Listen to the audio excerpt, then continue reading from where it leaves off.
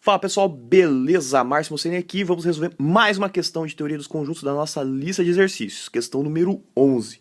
Essa questão aí, ó, se A e B são dois conjuntos não vazios e esse símbolo aqui representa o conjunto vazio, é verdade que das afirmações abaixo são verdadeiras somente.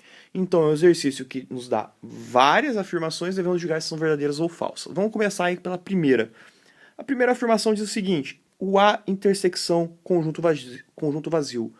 O A intersecção com conjunto vazio. Pensa, a intersecção é o conjunto que vai querer os elementos que pertencem aos dois conjuntos em questão, tá? Então, o conjunto A intersecção conjunto vazio tem que ser o conjunto formado pelos elementos que estão no A e também estão no conjunto vazio. Observe que tem que estar no A e tem que estar no conjunto vazio. O conjunto vazio não possui elementos, portanto, não existe elemento em comum entre A e conjunto vazio. Então, a intersecção de A conjunto vazio é o próprio conjunto vazio. Então, o que ele falou no item A aqui está correto ou é falso? É falso. Como assim falso? Mas o símbolo do conjunto vazio aí... Lembra que eu já falei no vídeo de teoria que esse símbolo do conjunto vazio ele deve ser usado ou ele ou o símbolo de chaves sem nada dentro, tá? Nunca os dois em conjunto. Os dois símbolos em conjunto da forma que está representado aqui, na verdade não representam o conjunto vazio. Representam um conjunto que tem como elemento listado o conjunto vazio, ou seja, tem como o único elemento o conjunto vazio. Esse conjunto aqui ele não é vazio, ele é um conjunto unitário, cujo elemento é o conjunto vazio. Portanto, isso é diferente do conjunto vazio, esse item é falso. O item 2. O item 2 nos diz o seguinte: o A união B, perdão, o A diferença B união com B diferença A é igual ao A união B exclusivo ou diferença do A intersecção B. Vamos usar o diagrama de Venn para resolver isso daqui. Nada melhor do que usar o diagrama de Venn, você ver a resposta, tá? Vamos desenhar o conjunto A e o conjunto B e vamos desenhar as regiões A menos B e B menos A. Então aqui, o A menos B é a região do A que é exclusiva, que não tem B, tá? A região do A que não tem B é essa região que eu pintei de azul aqui primeiro. E depois vou desenhar o B menos A, que é a região do B que não tem A, tá?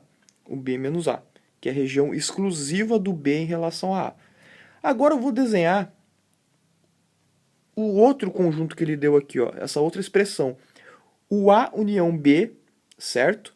Que o A união B é todo o conjunto aqui pintado, tá? Porque representam todos os elementos de A e B unidos juntos, exclusivos da intersecção A com B. A intersecção é essa região comum dos dois.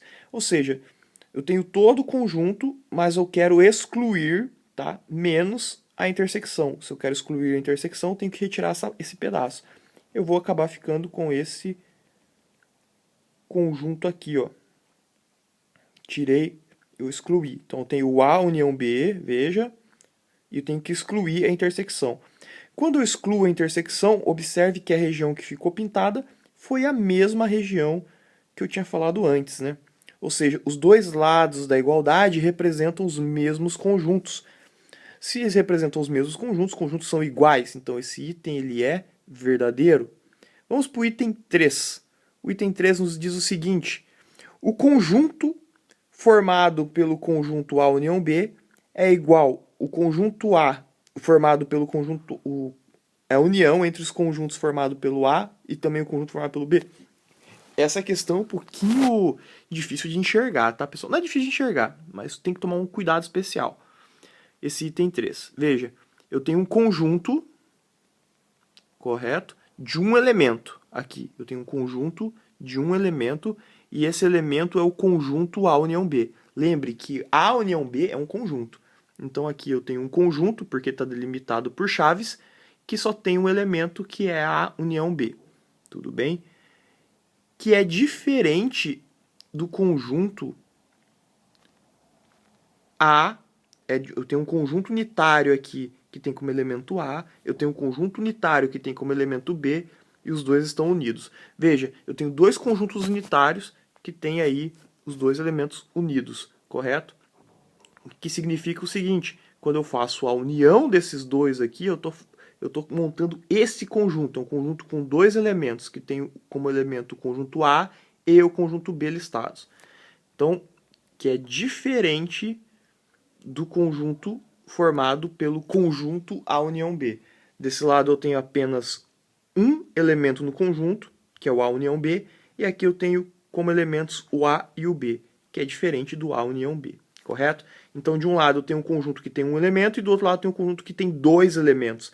Dessa forma, os dois conjuntos não podem ser iguais, tá? Só é igual no caso aí do A ser igual ao B, tá? Acaba ficando praticamente a mesma coisa, mas geralmente são conjuntos diferentes e o que nós queremos é o caso geral, tá? Portanto, esse item ele é falso. E o quarto item, que fala o seguinte: o conjunto vazio pertence, esse símbolo é do pertence, correto? Ao conjunto.